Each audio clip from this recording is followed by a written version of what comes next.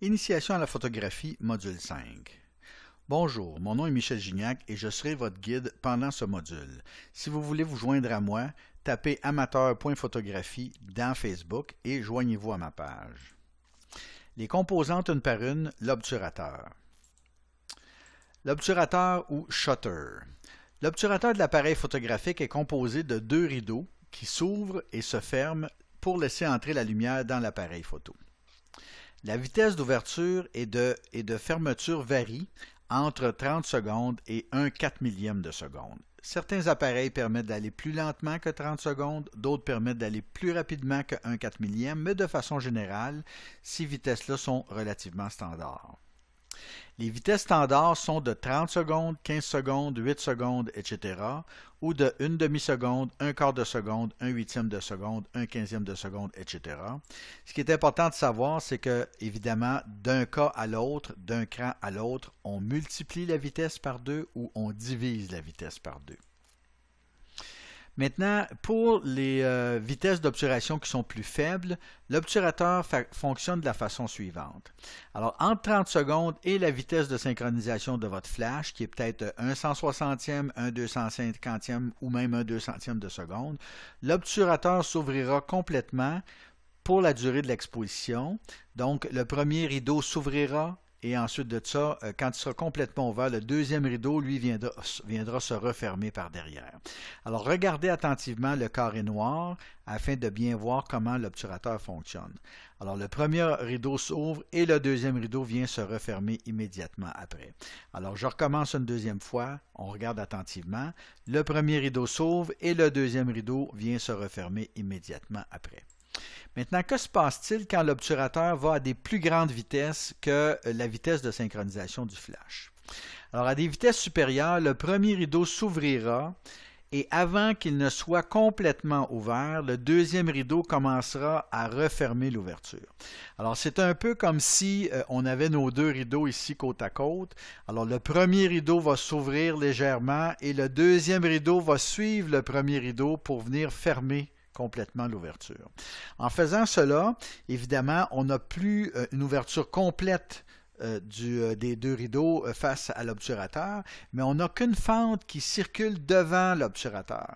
C'est comme ça qu'on est capable de vous donner des vitesses d'obturation qui vont être de l'ordre de 1 millième, 1 2 millième ou 1/4 millième de seconde. C'est bien évident qu'on n'est pas capable d'avoir un rideau qui s'ouvre et un autre rideau qui se referme à 1/4 millième de seconde. Il faut vraiment qu'un premier rideau s'entr'ouvre et que le deuxième le suive pour créer cette fente lumineuse qui va venir balayer le capteur d'image. Alors, on va regarder maintenant le carré noir afin de voir la deuxième démonstration de la façon dont ça fonctionne. Alors, le premier rideau va s'ouvrir, le deuxième va le suivre et ensuite de ça, on va venir refermer l'espace entre les deux. Alors, regardons une deuxième fois comment ça va se produire.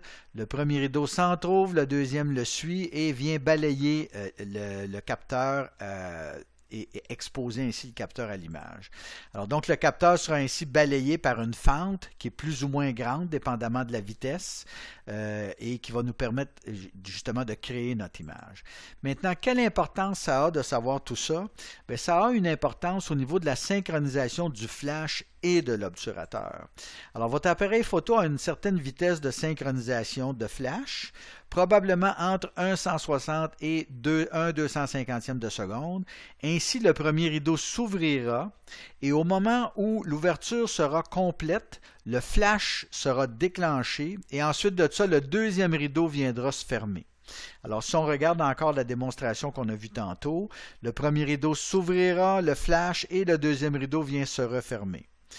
Et évidemment, l'image sera ainsi bien exposée. Maintenant, qu'est-ce qui se produit si on essaie de prendre des photos au flash avec des vitesses de synchronisation qui sont supérieures à la vitesse normalement utilisée pour faire de la photographie au flash? Alors évidemment, ce qui va se produire, c'est que, comme on l'a vu tout à l'heure, on n'aura pas une ouverture complète des rideaux devant le capteur, mais on n'aura qu'une fente qui se déplacera devant le capteur, hein, comme on l'a vu tantôt. Et évidemment, si on prend une photo dans ce contexte-là, au moment où le flash déclenchera, c'est la partie qui est exposée dans la fente qui sera exposée sur notre image.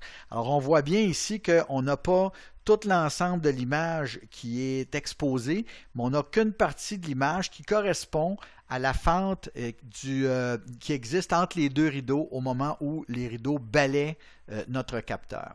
Alors, c'est très important de bien se rappeler de tout ça parce quand on va faire des photographies au flash, si on a des situations où on n'a qu'une partie de l'image qui a été exposée comme ça, c'est très probablement parce que la vitesse de notre obturateur était supérieure à la vitesse recommandée pour la synchronisation du flash. Alors, des exemples d'utilisation maintenant de la vitesse d'obturation. J'ai un petit tableau ici qui va nous permettre de regarder des vitesses d'obturation qui correspondent à des objets qu'on pourrait vouloir photographier. Alors, par exemple, à 1/4 de seconde, on pourra photographier des objets qui sont en mouvement très rapide, comme des balles de tennis, des rondelles, des trucs semblables. À 1/2 de seconde, on pourra photographier des oiseaux en plein vol, surtout si on veut saisir le mouvement des battements des ailes. Les oiseaux battent des ailes très rapidement. Si vous voulez photographier, par exemple, des oiseaux-mouches, 1/2, même que moi, si c'était possible, j'irais à 1/4 de seconde parce que des oiseaux-mouches, ça bat des ailes très rapidement. À 1 millième de seconde, on est capable d'arrêter le mouvement d'une voiture ou d'une moto ou n'importe quel véhicule qui se déplace rapidement. Alors, si on veut bien saisir le mouvement, arrêter complètement la voiture, on utilisera une vitesse d'1 millième. À 1/500 de seconde, on peut arrêter le mouvement d'un coureur, d'une bicyclette ou d'un autre athlète. À 1/250 de seconde, on pourra arrêter le mouvement d'un piéton ou d'un animal qui se déplace assez rapidement, un chien par exemple ou un chat qui court. À 1/125 de seconde, on pourra arrêter le mouvement d'un véhicule, mais qu'on suit dans le déplacement. Alors, au lieu d'avoir un cadrage fixe et quand la voiture passe dans le cadrage, on appuie sur le déclencheur et on saisit la voiture, comme on voulait le faire tantôt à 1 millième de seconde, à 1/125 de seconde, on va suivre le mouvement du véhicule et à un moment donné, on va appuyer sur l'obturateur, ce qui va nous donner un véhicule qui est parfaitement bien arrêté, mais un arrière-plan qui est flou. À 1/60 de seconde, on peut suivre un vélo rapproché en déplacement pour créer un arrière-plan flou. Et à 1/30 de seconde, on peut suivre un vélo qui n'est non pas rapproché, mais qui est à distance pour créer un arrière-plan flou. À 1/15 de seconde, on peut suivre un coureur ou un enfant en déplacement pour créer un arrière-plan flou. À 1/8 de seconde, on peut rendre flou un cours d'eau qui est à proximité. Par exemple, une petite chute. Si on veut avoir cette espèce d'effet de lissage ou de velouté dans une petite chute qui coule, 1/8 de seconde. 1/4 de seconde pour rendre un piéton flou. Par exemple, si on pose avec un trépied une scène de rue et qu'on place l'obturateur à 1/8 de seconde, à ce moment-là, on verra les gens qui sont en déplacement qui sont flous alors que l'arrière-plan, les bâtisses, etc. seront très bien exposés. À un quart de seconde, on peut rendre des piétons flous. Donc, je le disais tantôt, à 1/2 seconde, on peut rendre flou un cours d'eau à faible débit. Et à 1 seconde, on peut donner un effet laiteux aux eaux d'un cours d'eau. Bien évidemment qu'à partir du moment où vous prenez des photos à des vitesses qui sont inférieures à 1/30 de seconde, je vous suggère de toujours utiliser un trépied. Et une règle du pouce également, dans le choix de nos vitesses d'obturation, on dit souvent que pour prendre une photo où on n'aura pas de flou qui sont créés par le mouvement de la caméra quand on appuie sur le bouton, quand on fait des photos, il faut que notre vitesse d'obturation soit équivalente à 1 sur la distance focale. Alors si j'utilise une lentille par exemple de 200 mm, la vitesse la plus faible à laquelle je devrais prendre mes photos, c'est à 1 sur sur 200, donc probablement à 1/250e de seconde. Quand je vais faire des photos de spectacle, par exemple, je vais utiliser une lentille qui est l'équivalent d'une 500 mm. Alors, je vais prendre mon obturateur et je vais le mettre à 1/500e de seconde pour être certain que de ne pas créer de flou parce que, évidemment, une lentille de 500 mm, on n'a pas à bouger beaucoup pour que justement le sujet se déplace dans l'image.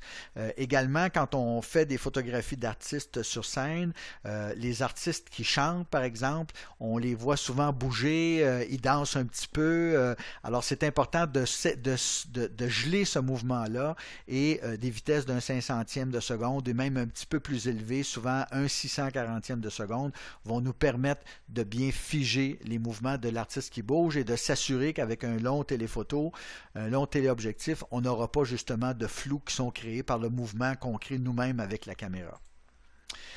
Alors, c'est tout pour la partie sur l'obturateur. Si vous voulez en savoir plus sur la photographie, je vous suggère de télécharger le guide d'initiation à la photographie.